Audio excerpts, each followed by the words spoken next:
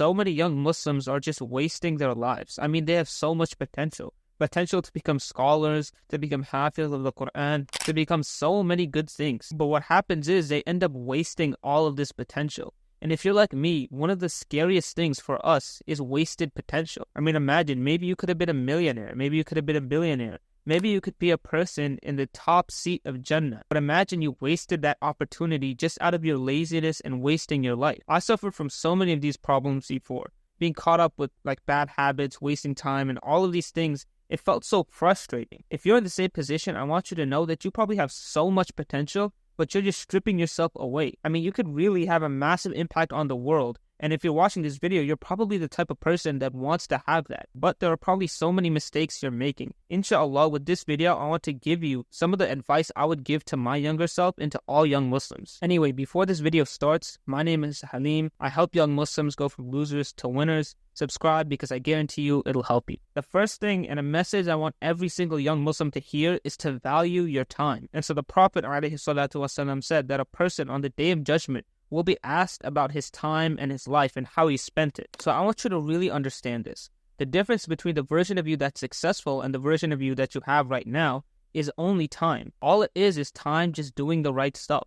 All it is time learning the Quran or time in prayer or time just doing any work. If you look at it through this lens, all you have to worry about is just spending your time in the right way. You don't have to worry about like morning routines and this and that. All you have to do is just get to work on the things that actually matter. And so you should be valuing your time because everyone has the same amount of time in their day. Everyone has 24 hours, but some people are successful just because they use it differently. The time you have will literally mold you into the successful version of yourself. So you have to respect it. You have to use your time wisely. And if you don't, it's probably going to be the biggest source of regret on the Day of Judgment. Now, with valuing your time, one of the best things you could do is wake up early. Because a lot of people waste a lot of their time just in the morning. And the morning is actually like the most productive time in the entire day. So if you just wake up in the morning and use that block of time to do anything productive, maybe it's memorizing Quran, for example, or working on this business or project you have, then you'll actually get so much farther ahead of everybody else. Now, the next piece of advice is to understand you need discomfort. Unfortunately, the modern world is very comfortable. And I mean, that is a blessing in a way, but it actually brings about very big consequences. Because you see, men are built through discomfort. Every successful person was built through difficult work, through discomfort. And you will be the same. If you live your whole life like spoon-fed, pampered, a lot of people nowadays are unfortunately like that. You're going to end up doing absolutely nothing with your life. And so in this modern world, we kind of have this epidemic of grown men that are just weak.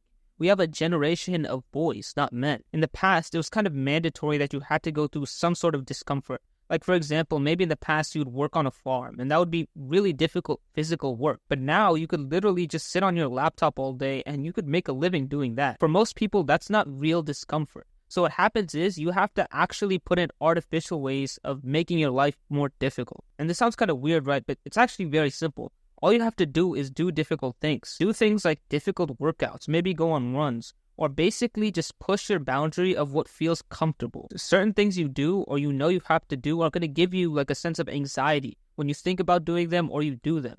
Those are the things that you need to do. For example, if it's a project you're procrastinating on, a project that means a lot to you, but for some reason you have this anxious feeling in you, then you have to understand that that is discomfort and you'll only grow by facing that discomfort head on. And so one of the most beneficial mindsets that actually helped me was not to be scared of discomfort, but rather welcome it. Be happy about the fact that you're anxious about doing, whatever task it is, because that means that task is actually important to you. It'll make you grow. The next thing is, especially if you're young, to not be afraid of uncertainty. This is a very big problem. I mean, people are very anxious about their future and also their past. If you're my age, for example, you're probably thinking about your college and your career path, and you probably have so many overwhelming thoughts about what you might go into. But the anxiety that comes out of uncertainty, it'll honestly kill you. Like, it's very, very devastating. And when you actually look at it Islamically, you'll realize you don't have anything to worry about because your risk is written. What that means is all of the money you'll ever get, all of the provision, all of the friends you'll ever have, all of this stuff is written and Allah already decided it for you. So why would you worry? Why would you worry about your career path and how much money you'll make or all of this vanity stuff?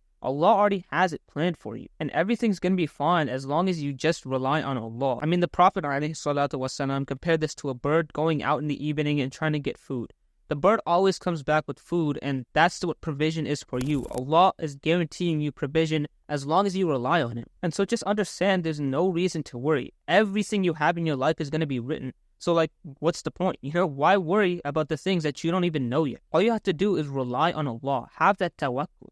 And then everything will fall into place. You'll realize you'll actually have peace of heart. Now, a very good mindset I like with this is to basically every time you're uncertain or anxious or overthinking about something, just say istighfar, because that makes the situation super simple. If you're overthinking and maybe you have a test tomorrow and whatever else, maybe you're going to fail, just say astaghfirullah. Just leave it to Allah, because if you leave it to Allah, then Allah will provide for you. If you do this, your life almost becomes so simple, because all you have to do is just say astaghfirullah. Every time something difficult or something that causes you anxiety comes to you, just seek forgiveness of Allah and leave the rest to Allah. The last, but still one of the most important pieces of advice I would give is to stop coping with your bad habits. Now, a lot of times we know the bad habits that are ruining our lives, and you probably know them yourself if, you're struggling with any. And even though it might seem like you're trying to break it, the problem is you secretly kind of have a love for that whatever bad habit or whatever sin it is. And this is actually the core reason why you can't break it. If you have any bit of love or attachment, or you like doing that sin, then it's going to be very hard to break, because you actually have sort of an emotional attachment to it. And honestly, I truly believe this is the reason why your dua might not be accepted, because you secretly have a want for it. You secretly kind of desire it. So you kind of make a half-hearted dua. You don't make a full dua and really, really seek Allah's help, because you still kind of have that feeling, even if it's a sliver in your heart, that you kind of want it. And if you just put your ego aside and you fully understood the fact that you have to drain any love you have of that sin or that bad habit from your heart, it gets a lot easier, and you realize your du'as will actually get accepted. And I just want you to remember, you never leave something for the sake of Allah, except that Allah replaces it with something better. So you might like a certain sin because it feels good to you. Like, for example, you might listen to music because you think it sounds good, but you have to understand, if you leave it for the sake of Allah, Allah will replace it with something that's better. If you truly internalize that, you'll realize there's no purpose in sins, because good deeds that Allah replaces it with are always better. So listen, there's probably some bad habit that you have, and you should leave it for the sake of Allah. You might have that love for it, and that's what's holding you back. Just understand that Allah will always replace it with something better. Anyways, that's all I have for this video. Don't forget to not stop making dua to Allah. Check out Clean Islamic Shiva in the description. Assalamu alaikum wa rahmatullahi wa barakatuh.